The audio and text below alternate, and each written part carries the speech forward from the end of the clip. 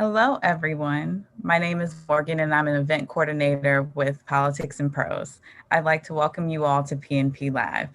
First, I will soon drop a link in the chat where you can purchase the book Magic City straight from PNP's website, and a reminder that we're offering shipping on all orders. You can ask our speakers a question by clicking on the Q&A button at the bottom of your screen, and we'll try to get to as many of those as we can toward the end of the program, but we apologize in advance if we don't have time to address your question. Also, there are auto captions for this event by hitting the live caption button at the bottom of your screen, or you can turn them off that way as well. Let us introduce tonight's guests. Dr. Jewell Parker Rhodes is the author of 6 adult novels. Her adult literacy awards include the American Book Award, the National Endowment of the Arts Award in Fiction, the Black Caucus of the American Library Award for Literary Excellence, and the Penn Oakland/Josephine Miles Award for Outstanding Writing. She is the founding artistic director and Piper Endowed Chair at the Virginia G. Piper Center for Creative Writing at Arizona State University. Parker Rhodes will be in conversation with Carole Boston Weatherford, an award-winning children's author. Her most recent book, Unspeakable: The Tulsa Race Massacre, was published in February. She has also received the Reagan Rubin Award from North Carolina English Teachers Association and the North Carolina Literature Award, among the state's highest civilian honors. She holds an MA in publications design from the University of Baltimore and an MFA in creative writing from the University of North Carolina, Greensboro. She is a professor of English at Fayetteville State University in North Carolina. Please give our guests a virtual applause. Thank you. Thank you so much for joining us tonight. I'm thrilled to be in conversation with the fabulous Jewell Parker Rhodes, whose first name is just prescient because she is a literary treasure. Oh, so, Carole, I think the same about you. But well, I must apologize. I have this sort of kinship with Carole's work, but so if I gush, to me this is a high honor to be talking with you. So Jewell and I have something in common. We both have books out right now about the Tulsa Race Massacre. This year marks the centennial of the Tulsa Race Massacre that claimed more than 300 lives and left up to 10,000 people homeless. Yet many people just learned about the massacre recently, many from the TV series Watchmen or Lovecraft Country. So Jewell, when did you first learn about the massacre, and why do you think the incident is so little known? I first learned about the incident in 1984. I was reading the Sunday paper and I saw an article written by the Wallace husband and wife team that showed a picture of Deep Greenwood utterly destroyed. And the headline was "The Only U.S. City Bombed from the Air." And in a few short paragraphs, it gave the synopsis of the story and what led up to the massacre and the internment later of the African-American community. And I carried that clipping, I still have it with me, back and forth across the country several times as we moved, as I was working on my first novel, Voodoo Dreams. And I chose, after Voodoo Dreams, to write Magic City, to write it because I wanted to know, how come I didn't know this history? You know, how did Black people even get to Oklahoma? So that resurrection was for me a very critical, important thing. And I think it's an important thing for all of us and all of our culture. But I think in terms of trauma, the destruction was so heinous that a lot of families, they would tell the story in whispers, right. You know, and a lot of the people who experienced the massacre actually left. I'm reminded of the opening of Toni Morrison's The Bluest Eye, when she's getting ready to talk about this horrible tragedy. And she says, "Quiet as it's kept." And I think for a long time, out of self-preservation, a lot of people kept the Tulsa massacre quiet as it's kept. So not until, you know, the 2000s did they actually start to have Oklahoma say, we need to have a commission, we need to have an investigation. Right. And I think that release of voices is actually part of the healing process, not only for our nation, but for all the people who have hometown legacies in Tulsa and all that was lost for those subsequent generations. Yeah, I believe that as well. Truth is really essential to healing and to reconciliation.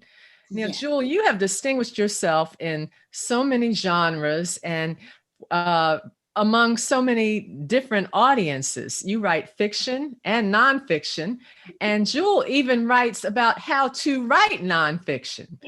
I've used that book in my own creative writing classroom. You write for children, teens, and adults. Why did you decide to document the Tulsa Race Massacre through historical fiction? And why did you aim it at adults? You know, when I first started writing, I was so inexperienced that I just didn't think I was good enough to write for youth. To me, writing for youth is the highest calling.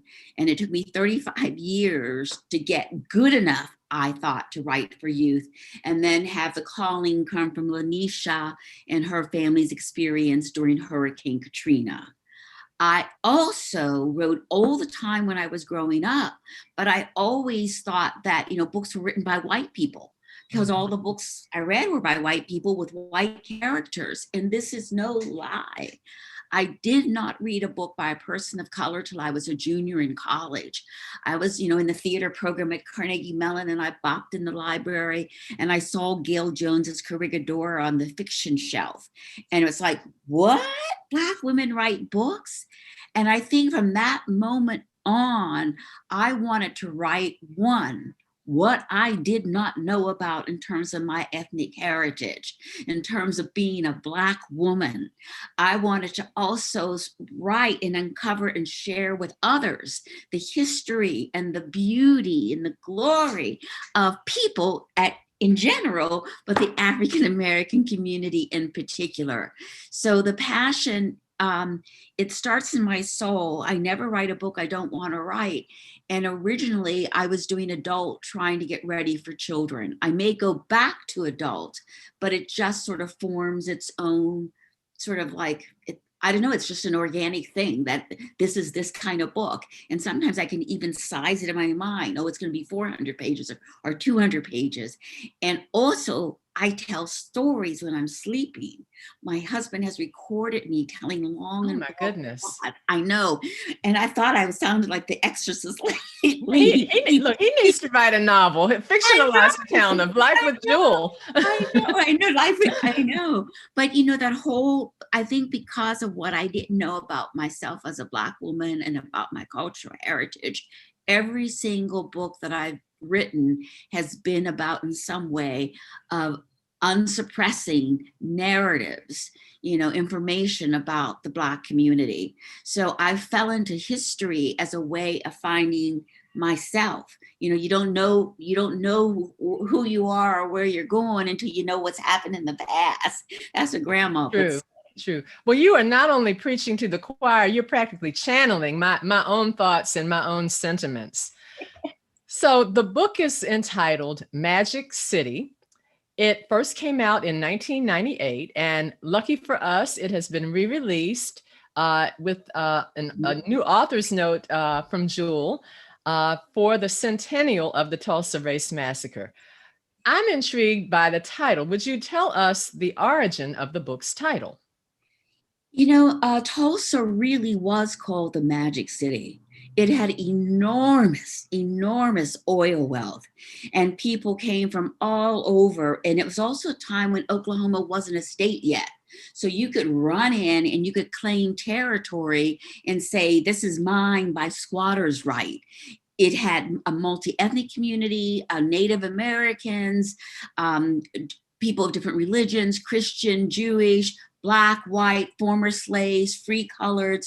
It was really an expansive, explosive town, but money and finding work was not a problem. And that's why Deep Greenwood, the Negroes' Wall Street, was able to create a town that had enormous wealth, several cinemas, a school, it had several doctors, its own hospital. This was an entrepreneurial, successful town filled with people of all kinds of income streams and all kinds of labor professions. So in that sense, it was magical. There's also, for the era, it was the era of spiritualism. So in the 1920s, Harry Houdini, and so Arthur Conan Doyle trying to find ways to contact the dead was a big thing. It was kind of like having, for Harry, like having a Prince or a Michael Jackson, a rock star. And Harry Houdini wanted to reach his mother. And so he had a bet that he would pay $10,000 to anyone who spiritually could connect him with his mother.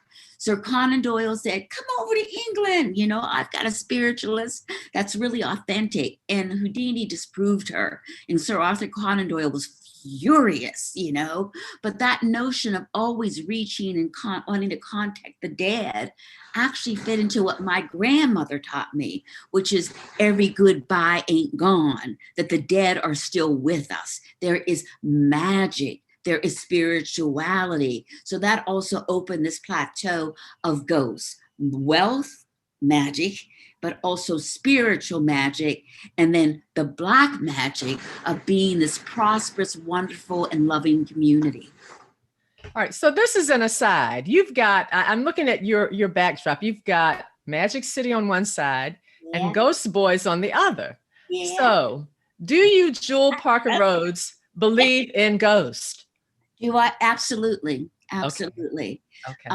My grandmother, and actually when I use Ghost Boys and Ghost for Ghost Boys, I did that intentionally, but it's much more than that sense of Casper the ghost or whatever. It's one like Invisible Man, Ralph Ellison, people refuse to see me. They think that I'm a ghost, an ectoplasm. I am an invisible man, according to the white world. So there's that sort of cultural heritage legacy. But there's also then my grandmother's legacy that the spirit was so great that it's simply not gone. And my grandmother actually taught me, though I've never tried it, how to call spirits back from the dead. And I remember once going to New York City to interview Eartha Kitt, and Eartha Kitt, she had learned the same ritual, Well, that's at South Carolina. Yeah, well, yes. See? Yes. So, so Mike, all I can say is that the spirits are alive and they're there because my grandmother, who's been dead for multi-decades, is still with me, but also the idea of how it connects to ancestors and elders. So my grandmother and my ancestors helped make me who I am today. And my job then is to make sure I live a life worth living in order to propel as an ancestor and a spirit future generations. So it all connects for me, and it's always been there. And it's no accident that when I wrote my very first novel, I was writing about Marie Laveau, the voodoo queen. Oh, right. Yeah. And yeah, you know all about that too. Yeah. So the Tulsa Race Massacre is definitely, it's the worst race massacre in our nation's history, worst incident of racial violence in our nation's history. And it still haunts us today. Would you give listeners a brief synopsis of your book and tell us about your main characters, Joe and Mary? Well, I'll give you the brief synopsis that I read and pretty much followed from the article in the Parade magazine. Dick Rowland, a shoe shine, decided that he wanted to use the elevator. And one theory is that he just wanted to go to the bathroom. He didn't want to climb the stairs, which he was normally supposed to do. And something happened. He either tripped or he touched, or supposedly he assaulted the elevator operator, Sarah Page. And that sparked the riot because when he was taken away for lynching, taken to the jailhouse, you had the ex-servicemen of World War I coming to the courthouse, wanting him to have him have due process, right? And the rumor is that a white man asked the black man with his gun, "Boy, what are you doing with that weapon?" And the response was, "Well, I'll use it if I have to." Some actually say that there was a shot that was fired and that started the riot. But there has been recent evidence that showed that there was actually planning ahead of time for ways to get rid of Deep Greenwood, ways to destroy this community. And, the whole idea of city, local police, governor officials, allowing for this destruction. And then you also have the newspapers of the day, saying, yes, it's an assault. We got to nab the Negro, Exactly. for assaulting. So there was a sensationalist yellow journalism. Eventually, Dick Rowland was set free because Sarah Page refused to testify. And she went from being, this sort of poor working girl to being a whore and a prostitute in the Oklahoma papers. The thing that I wanted to do was tell the story of Dick, who became my Joe, and Sarah, who became my Mary. Joe and Mary. So I alternate points of view. I also felt that given all the other tropes of where the white woman accuses the black man of assaulting her, the fact that Sarah Page, said no, it was a miscommunication and refused to testify, to me, that was interesting, because that demonstrated that there was a white woman, and there must have been many others, who was not afraid to speak truth to power and, not have her body be used for a racist cause. Right. But Joe, in my world, he's like Dick. He's a young man, and he wants to break out as young men want to do. He doesn't want to be the banker's son and follow in the bank with his dad. He wants to, find his own way, and he loves magic. So why can't he be Harry Houdini? And actually, he does succeed in some escapes. He dreams Harry Houdini. He sees his dead brother. And actually, it's about his journey as to whether he gets on a train and leaves Tulsa, or whether he turns around and helps to rebuild Tulsa. I think what else can you tell us about the real life massacre? So many people, maybe people know all about it, and maybe they don't. So what else can you tell us about the real life massacre? Okay, one thing that I would recommend is that the Tulsa World has a timeline. And the New York Times, I think today, also has a great sort of 3D representation of how the massacre and the destruction occurred. So you should see that. And there's also Judy Woodruff and a Jewish community organization's program, a 1-hour video on YouTube about the Tulsa Race Massacre, because there are also great links in terms of how it was the pogrom in a way for African Americans and akin to Jewish pogroms. It's also akin to the fact that in my novel, I do talk about a young Jewish man who was murdered and brutally lynched the year before the Tulsa massacre occurred. And I wanted to demonstrate the sort of the anti-Semitism, the anti-Indigenous Native people, the anti-union, the whole atmosphere of that town. And one of my characters, the barbershop, says to Joe, after he tells him about the Jewish man's lynching and murder, that if they do that to a white man, what do you think they do to you? And I think the massacre was the answer. 8,000 people left homeless, homes in those days that were valued at about $1,000 a piece. Thousands more that were interned in tents, and they had to get a green card and have a white person sort of speak to their character in order to leave the tents and go out and earn a living. The city also then decided that, well, we're going to call this a riot. They did that intentionally because insurance companies didn't have to pay reparations or pay insurance money for rioting. So all the wealth, the home ownership, the hospitals, all of that was just gone, and has affected, the descendants to this day. Right, because that's generational wealth that could not be passed down. Exactly, exactly. And then they estimate over 300 people are in a mass grave somewhere. And I remember in the 1995 or so going to Tulsa and talking to Scott Ellsworth, who wrote a PhD thesis, Death of a Promised Land, about the Tulsa Massacre.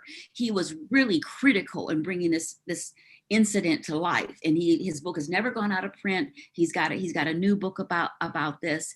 But I remember the chills that I got when, you know, we were just standing side by side, and Scott said, you know, now we all want to try to find the mass grave. So here we are in 2021, and the mass grave has not been located. 100 years. They have found approximately 13 or so unmarked coffins. And just recently I heard from Jeff Martin at Magic City Books that they had finally, in terms of anthropological evidence, typed the bodies in those caskets as being from the time period of the 1920s. But so far there were no yet identities, you know, no sense of, you know, the gender.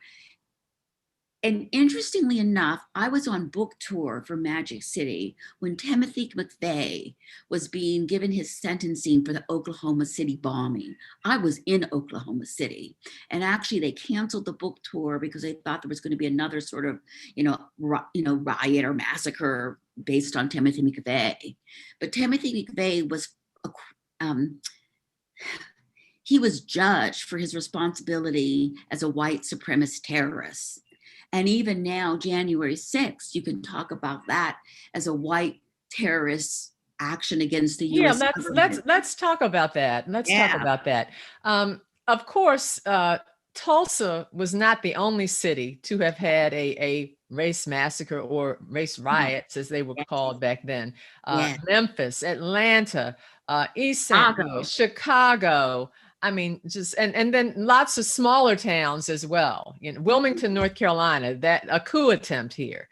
That was the only other coup attempt in the United States other than the insurrection. So I like to say that these, these instances of white supremacist campaigns of terror against people of color and indigenous people and the insurrection are all cut from the same white sheets. Yes, they are. They are. So, can you speak to that? I think they're all cut from the same white sheet. And the irony is that justice can be swift, or they're trying to achieve justice when it's supremacist terror against the white status quo. But they have never had quick justice, if justice at all, when it's been directed at people of color or poor people. And in fact, one of the things that I found startling in my research is how so many Black men went off to fight in the war, and American soldiers would not fight with them. And so they joined the French, and they were heroic. And when you had the 369th Black infantry marching down Harlem, carrying their guns, it caused a rude awakening for white supremacists. So white supremacy had actually been on the decline. Lynchings had been on the decline. The KKK membership had been on the decline. But seeing Black men who were then saying, yes, we fought, we are men, where are our rights? That sparked multi-years of rioting and killing and massacres. Just the connections are just... Yeah, and then of course the film "The Birth of a Nation" in 1915. That didn't help either, about the rise of the Klan and the need to protect white womanhood. So there was you talked about the wheels of justice turning very slowly when it has to do with injustices that are and violence that is meted out against people of color. Yes. Yet it's very swift. Well, vigilante justice was very swift when there was some instance of a threat to white female purity. Yes, as in the Tulsa Race Massacre. Yes, it would, and the again, and you'll see in the novel there's a scene where Mary knows that her body, my character, has been used to start the massacre. And she goes to Joe's family to apologize. And she has her own burdens and powers that she didn't mean for this to happen. But there is a scene when they're carrying away Joe's family, the National Guard, they're going to intern them, where I imagine Mary screaming, "This is not right. This is not right." And Hildy, Joe's sister, feeling she never thought she would live long enough to hear a white person say what Negroes of the time had always known: this is not right. So to me, the fact that Mary was a little bit different from the racist, sort of what stereotype of white womanhood, that was important to me to sort of like integrate that into the story as well.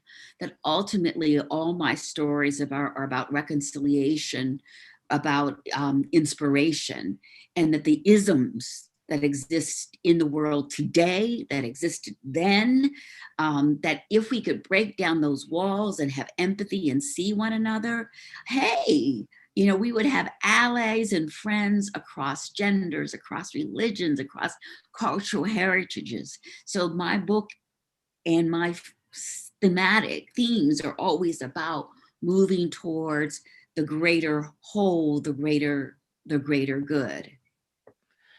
Would you read a passage from us? To us. Read a I would passage love to it. us.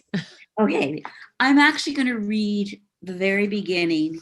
And actually in the 1920s, Memorial Weekend was not known as Memorial Weekend. It was known as Decoration Day. And I cannot go on without recognizing that Memorial Weekend and today also marks the murder of George Floyd. Yeah. Here's Joe, this teenager. Joe Samuels had decided to quit dreaming, decided to stop dreaming of leaving Tulsa, of discovering new horizons streaked with magic. Yet here he was, lying by the tracks, his head to the ground, listening to the rumblings of the 945 preparing to leave, trailing Pullman cars and flat cars loaded with cotton and crude. Weary, disoriented, Joe needed sleep. He wanted to ride the rails over the Rockies to the Pacific in a sleeper car, cozy, dreamless in an upper bunk. He didn't want to dream of dying. 3 nights in a row, he'd had the same dream, a dream that he sensed was something more than a dream, a haunting, a premonition, an evil worked by the devil. The train whistle squealed, 2 short bursts, 1 long. The conductor called, "All aboard." Joe fought the urge to dash forward, jump aboard and settle in the converted boxcar for Negroes. He'd be thrown off without a ticket. He could hide wedged between animals and crates, but without cash, he'd starve wherever he ended. He'd be forced to wire his father, forced to admit he couldn't make it on his own. Joe felt the ground vibrating beneath his fingertips. Steam hissed, the train lurched, picking up speed, its headlight glaring, glinting against the steel rails, moving, groaning, journeying on, then gone, leaving no trace, no murmur, only stillness, quiet rails, and humid heat. Despair washed over him. Joe did and didn't want to be in Tulsa. He loved Deep Greenwood, the Negro section of Tulsa. Church women testified how Greenwood had risen miraculously out of the dust, how ex-slaves had built a town of telephone poles, electric lights in a Booker T. Washington high school. In America, there's no better place than Greenwood to be a Negro, his father always said. No better place to be a Samuels. Property and wealth. Joe, the youngest son, born a bit too brown for his mother's taste, too lazy for his father's, but always in Greenwood, he was the banker's son. In Tulsa, he was just another nigger, a two-bit shoe shine. Joe imagined himself riding the rails to the ocean. Then he'd leap manacled off the Golden Gate Bridge, just like Houdini had. He'd surface hands freed to champagne and cheery. In a year of shining shoes, Joe had saved $200. Another year, he'd have $400. Another year, his father might understand why he wanted to go, might even wish him well. In another year, Joe might be able to say goodbye to his sister Hildy, to Lyman, his brother's grave. He might understand why. In a place he loved so much, he felt like he was dying. He was afraid of going home to bed, of being haunted by his nightmare. He'd give up all his imaginings, his longing to leave Tulsa if only his nightmare would stop. He'd vow never to dream again. He'd be grateful for living in Tulsa.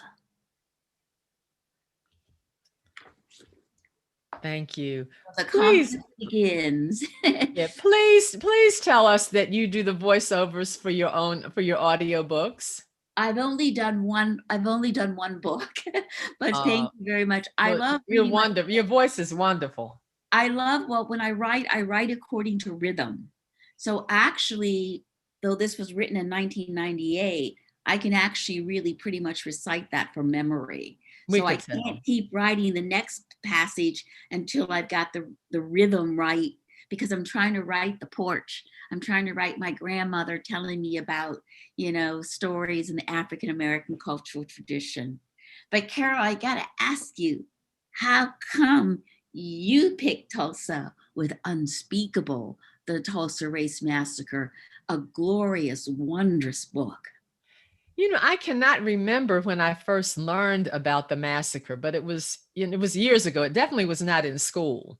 It was after K through 12 and after college, but sometime probably before 2000, the year 2000, I heard about the massacre. And I had just, I had it in this idea file, and I thought, well, it's probably too brutal for a children's book. And it'll be, I'm always writing about these obscure topics that are close to my heart, but are hard to sell to a publisher, and then hard to market once the book is published. So it was one of those ideas that I set aside. Yes. Then I heard some family lore, 2 bits of family lore. One was that in my mother's family, a relative, I'm not sure whether it was a cousin or an uncle, one of her uncles had been lynched. And of course, we have no documentation of that. But I did see a death certificate, and his name was Fayette, and he burned to death in his home. And so I'm thinking, well, okay, the fire must have been foul play if the family says he was lynched.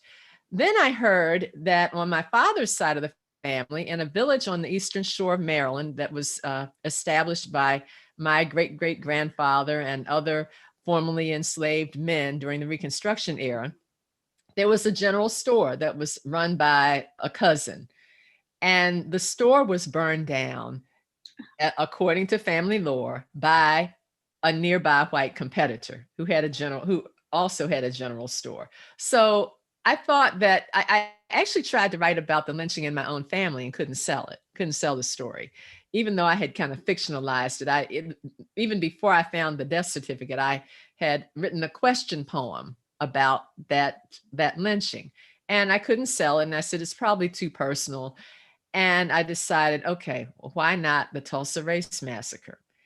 And I know you said you had a hard time selling the project back in the 1990s. Is that right? Magic City? Yes. I mean, I had a second book under contract after writing Voodoo Dreams, but my publisher rejected Magic City, and in fact said really not so nice things about my characters and how unlikable they were. And I don't to this day understand where all that was coming from, but I remember crying and having to pull myself up and say, well, I'll try somewhere else. And then Exactly. HarperCollins did a wonderful, wonderful justice, but the novel just sort of kind of sunk. It was sort of like there wasn't the wellspring of interest. And in fact, the Tulsa World, they sent an interviewer to do a profile of me and to write a review of the book, which said they thought the book deserved the Pulitzer Prize. Which, anyway, I still have a copy. Don't you love those kinds of reviews? I don't care where they're printed. It was never printed. It was never printed. Oh, it was God. never, ever printed. And I went back to Tulsa many, many times for their Oklahoma writing conference. And one day I actually ran into this Tulsa Book World editor, and she told me it's not personal.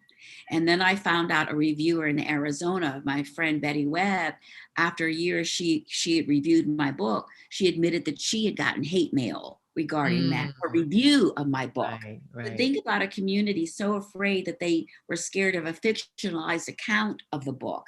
Through the Chronicle of Higher Education, there were also people who said, no, that didn't happen. And I did in fact get hate mail. And the only time that I've seen the KKK up close and in person was in the early 2000s when I was there for a conference, and they were marching in front of a courthouse, and I was pretty much shocked.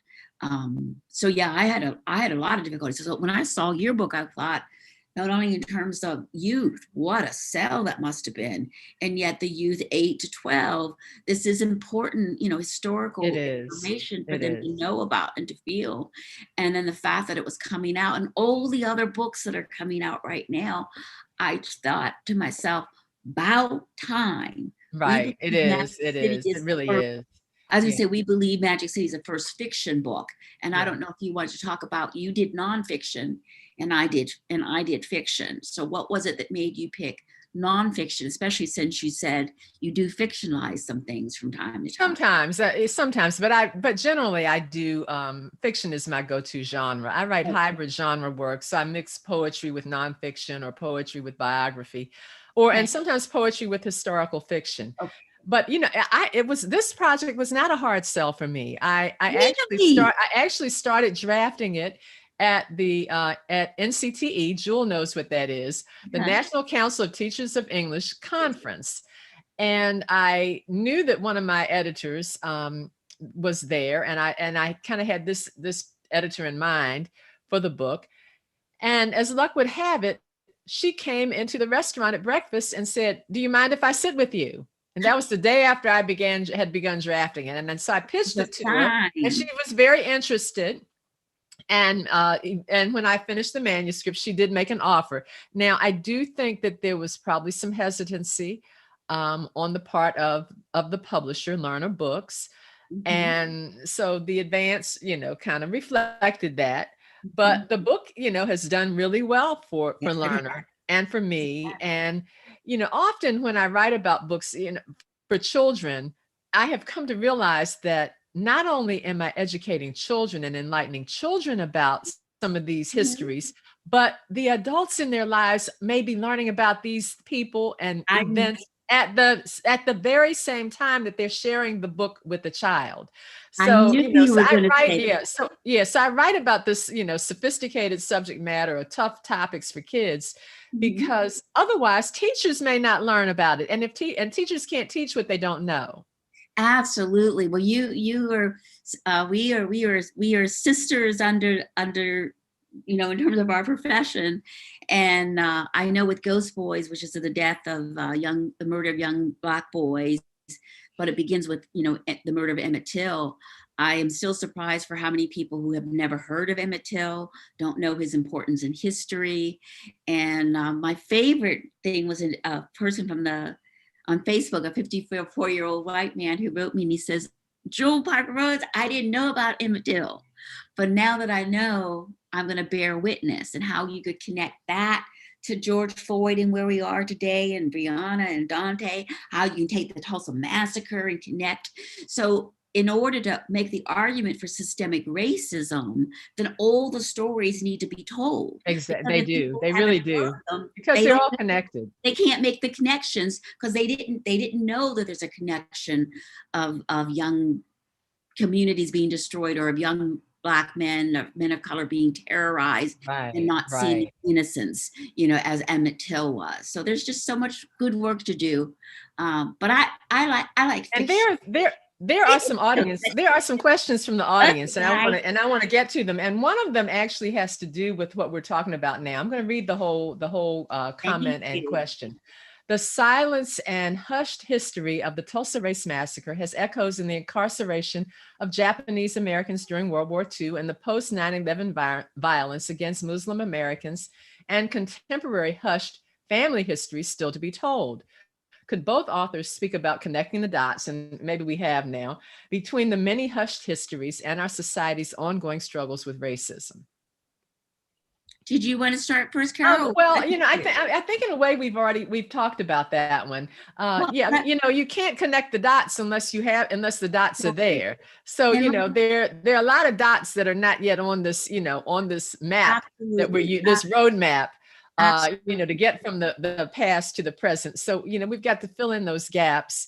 And then, when we share, particularly when we share these stories with children, or anybody who doesn't know about it, it will spark questions, and then the conversation can begin.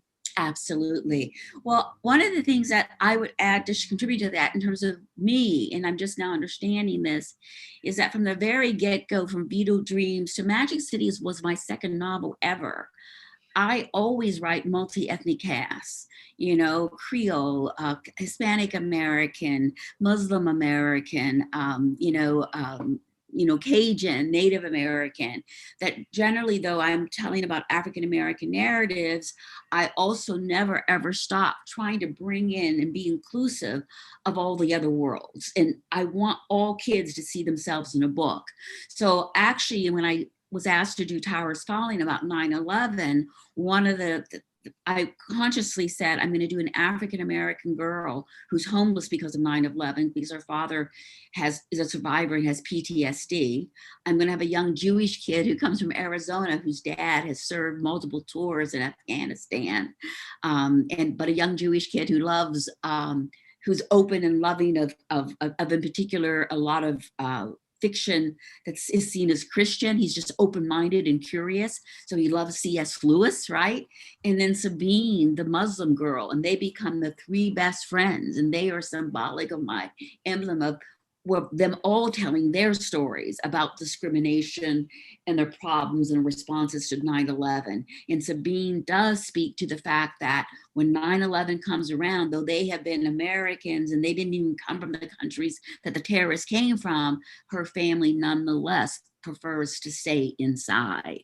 So race, class, gender, ethnic group, I'm trying to tell as many of those stories that I know as I possibly can. And while my depth is on African American tradition, I do try to pull in connections with other cultures. I've been teaching ethnic literature at the university since, I don't know, 30, 40 years. So I do widely read, but we need more writers writing from the perspective of all heritages. We are a global, complicated society.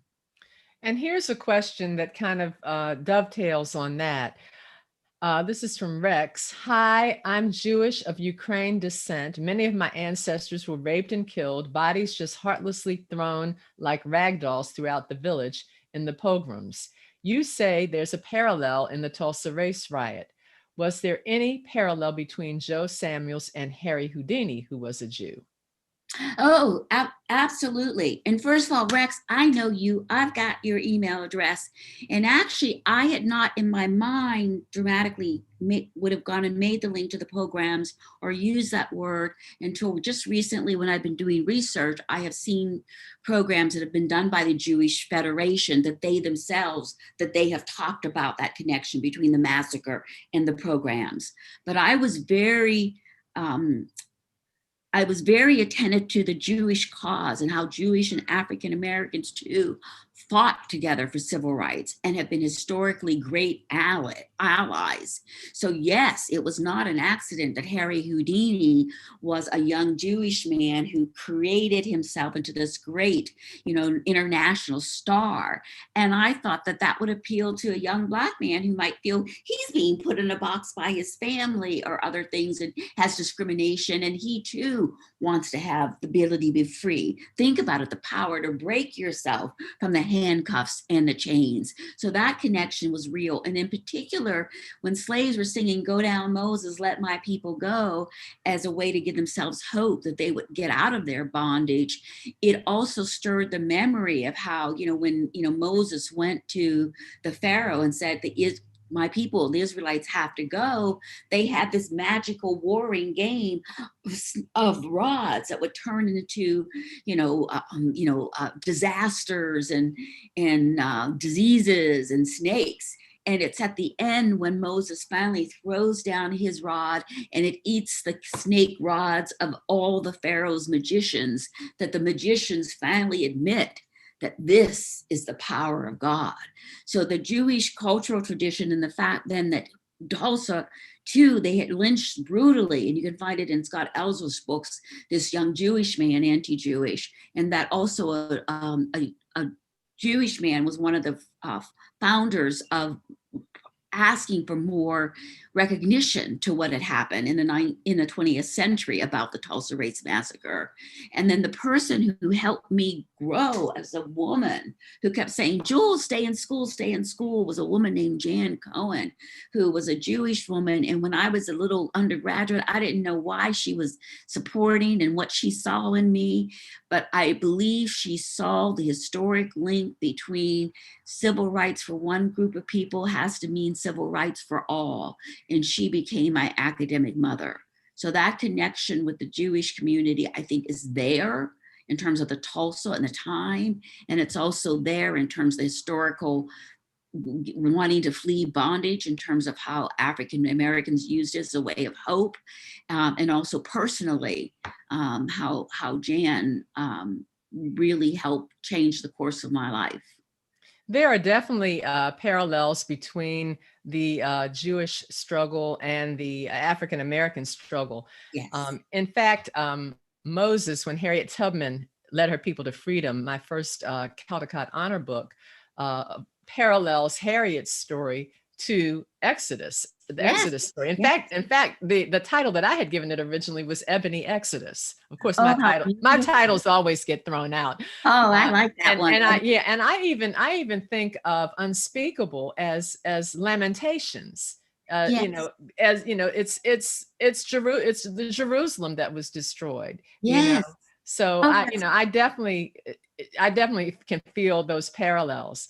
We've got a biblical, another real short biblical Okay. question. Okay. All right. And it's about your main characters' names. Are the names Joe and Mary in Magic City metaphors for characters from the Bible? In my mind, I did have that, and actually you have to read the novel for what I imagine might have happened in the elevator, what really happened, which as a fiction writer, I get to lie and make up stuff. Okay.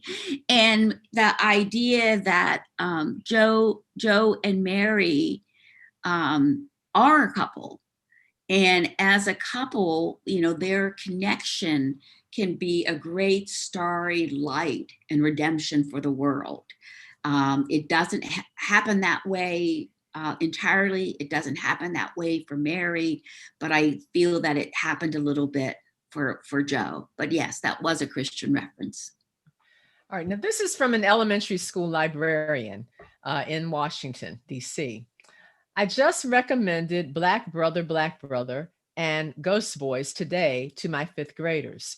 I'm reading Unspeakable to them tomorrow. Do you have any advice about approaching this age group about these difficult issues with a community of students that experience violence almost daily in their neighborhood? I'm gonna let you go first. Thank you. Thank you. All right, thank you. I think I don't know what teacher you are or where you teach, but you send me an email and I'd be happy to Zoom with your class. I think Ghost Boys, about the murder of young boys by police, opens up the notions of, police racism and implicit bias. And there are tragic consequences, but yes, there's also a triumphant ending. Black Brother is almost the perfect companion because it talks about two brothers with different skin tones and how because of that, one is subject to school bias, the school to prison pipeline. And so I think the two books together give the students a sense of how bias affects everything. One, just teaching the book, because there are a lot of people who censor the book and don't want to teach it. But by teaching it, you are making an important statement for those kids. I guarantee you they will recognize their lives in that story. They will recognize the voice and the rhythm of the speech patterns in that stories. And I still remember one young Black kid, a 7th grader in Boston, who said to me, you mean this is a pattern? He was talking about Emmett Till to Tamir to Trayvon. It's a pattern of Black people getting killed. And I said, yes. And he looked at me in all seriousness and he said, I always thought it was me. So you think about that in terms of those kids. They need to know that if they have any doubt about their self-esteem because of the way that people treat them, that my books will show them, no, they are glorious. And by the time you get to Black Brother, Dante, the darker brother, says, be you, even if others can't see you. So it comes up into that sense of self-love and self-compassion. You can also talk about the connection between bullying, just as most kids know bullying is wrong and unfair, and it shouldn't happen. Bullying is just a less dangerous form of police or school bias, and that they become linked. And I would make that link and use your anti-bullying framework to help you. But please go to my website. There are lots of teaching assignments, history, film, video, and there's a PSA called Our Lives Matter PSA, and it's the one that shows a little boy who's holding an artwork. And in both books, I talk about bearing witness and how you don't have to be an adult to bear witness. And you can do it through art, through song, through poetry. But watch that video and you'll see, kids from 4 to 17, maybe, of different colors saying, why? Why is my mother afraid when I go walk the streets? Why do you think my hoodie is suspicious? Why do you show this picture of me that shows me as a thug rather than me graduating from school? And the video is,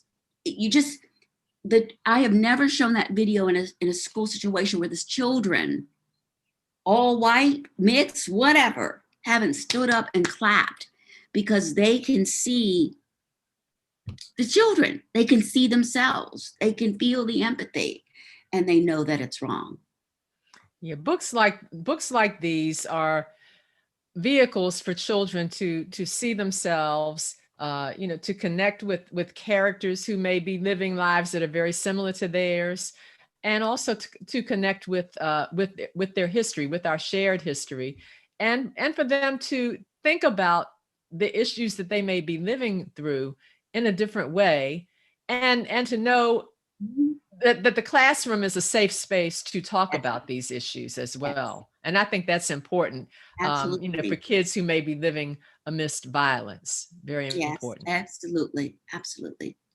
So we've got two more questions that have remained unanswered. Do you believe that the release of Magic City in 1997 was ahead of its time as far as public acceptance, whereas Ghost Boys was released, quote, right on time?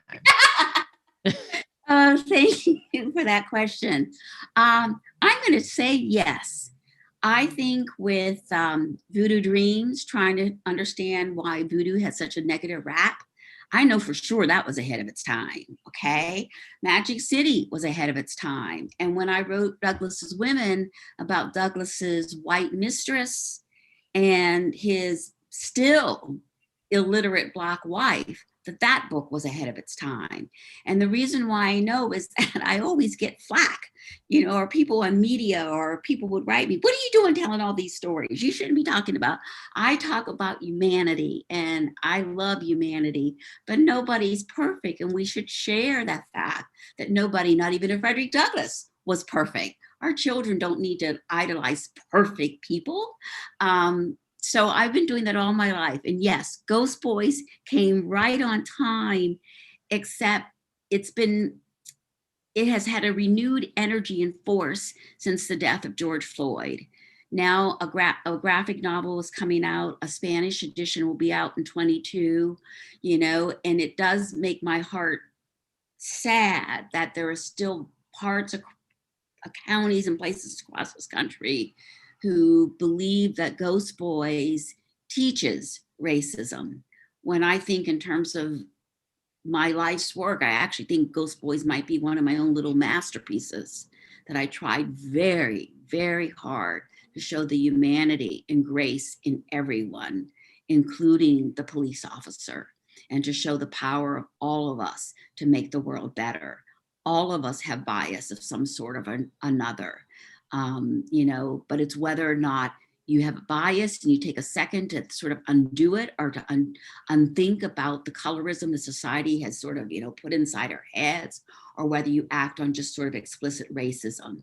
There are some wonderful videos about studies done on unconscious bias. Some that will show a white suburban school group, middle schoolers, who, if you show them two pictures of a white kid standing over a Black kid, the white kid's trying to help them up. If you should reverse the races in the positions, then the white kids will say, oh, that Black kid is pushing that white person down. And in this one YouTube video, which was a project that Anderson Cooper did on CNN, they invited the parents in. And the parents said, we don't teach our kids to be racist. Why are they thinking that way? And I actually think more studies, more talk about that. Why are you thinking that somebody's going to hurt you why aren't you judging someone by their content of their character or by their actions? And the absurdity of judging someone by something as superficial as skin tone, which I talk about in Black Brother, would be as absurd if we said any girls that have long, straight hair, they're lesser than anybody else. Or if we said that person with blue eyes is lesser. To understand genetics and STEM science, that we all come from a common ancestor. And that was Lucy, who was at the Arizona State University Institute of Human Origins. You can see the bones and learn information about the mother of us all, who came from Africa. Here's another question, and I'm going to answer with no from me. Okay. Will either of us be going to Tulsa anytime soon? Oh, your answer is no. My answer is no, because of the pandemic. I'm just not up for travel yet. Okay, well, all right. Well, see, but that's a good clarification. Yeah. Because of the pandemic, I certainly haven't traveled in the past year, but I've been to Tulsa many times. And in fact, 2 years ago, I was one of the judges for their arts commission. And I have a new piece in the University of Oklahoma's Tulsa Magazine. And I have a dear friend, Teresa Miller, there, who's been a legend for literary arts in Tulsa, that I've done some work with her on an anthology that she did, actually about pets. Tulsa, one of the things that I think you'll find is that it is still deeply segregated. And interestingly enough, they have gentrification, which is another problem in terms of destroying a Black community ultimately once and forever, Right. And that's coming on. There might be on NPR, there might be a new piece that's coming out about the gentrification of Tulsa. But I will tell you something that I didn't know about. When Magic City came out and the book wasn't doing as well as I expected, and oh, boo-hoo me, but I told the story I wanted to tell once I was a writer. There was a young white kid, 17-year-old, who read Magic City in high school. And apparently he shifted the course of his life. And when he became an adult, he opened up a bookstore called the Magic City Books. And that Magic City Books is like right at the sort of like T-Heart Point connection of Deep Greenwood. And I used to hear about Magic City Books, and I thought, oh, well, that's cool. Tulsa's the Magic City. And 3 weeks ago, I was talking to him, and he said, no, it was because of my book that he had lived there and had not known that history, that he then changed his life, gearing towards social justice and having a book that would be rooted in the Black community in Deep Greenwood. Isn't that cool? So It is. That that's really is. fine. It is cool. Thank you so much, Jewell. I've enjoyed talking with you, and I'm sure that our audience has enjoyed you as much as I have. Oh, well, the same goes here. Thank you so much for taking the time. I'm honored, and please, I can't wait for your next brilliant work. And I did have one more question, and that was what's next from you? Oh, okay. All right. Well, okay. I have a book. Where is it that I'm not allowed to talk about? Okay. But that's what I'm writing now, which they hope will be a film and a book. Oh, I don't know. Oh, here it is. But the next book for youth is Paradise on Fire, and it's about climate change. A group of city Black kids who go out for a wilderness experience in California and get caught in the wildfires. And a wonderful African-American girl who uses street smarts, spiritual sense, and her love of maps and cartography to succeed in rescuing some of her mates. So it's really advocacy. Did you, just real quick, sorry, Morgan, did you guys know that less than 5% of the people who go to national parks are people of color? I know when I go there. Yeah, when I go there. Yeah, because when I went, I did a cross country road trip about over 20 years ago now, and when we got to the national parks, there would be more people from Europe than from the United States. First of all, these are the parks out west, and no other Black people. No other Black people. Yes. Or in Asian, I think we'll represent about 5% of the population, Hispanic about 3%. So the part of the question asks, how do children who don't have access to nature, how do they then learn to care for our warming planet, or to understand, the environmental consequences and themselves become environmental engineers, But there's a program in DC called City Kids DC that takes children from the inner city and sends them out to Wyoming for successive years. And I was in Wyoming talking to an all-white audience. I'd been there several times before talking to an all-white audience, but this one time there were these 6 Black kids. And they were kids who were relishing for the first time in the fact that they were, hey, I'm good at this stuff I've never done before. I can boulder, I can canoe, I can do archery. And so it's a celebration for, just like with sports, with everything, all of our children need exposure in order to expand their horizons and in order to bring out the wondrous gifts and skills that they have within them. So, amen. Thank you, Politics and Prose. Thank you, audience. Thank you, Carole. It's been a pleasure. Yes, thank you for doing this event with us. And thank you, Carole, for moderating this event with us. We encourage everyone to pick up your copy of Magic City and Unspeakable at Politics and Prose. Our stores are open and our website is open as well for orders. We would love to thank our audience as well for joining us this evening. And we wish you all a good night and to stay well read.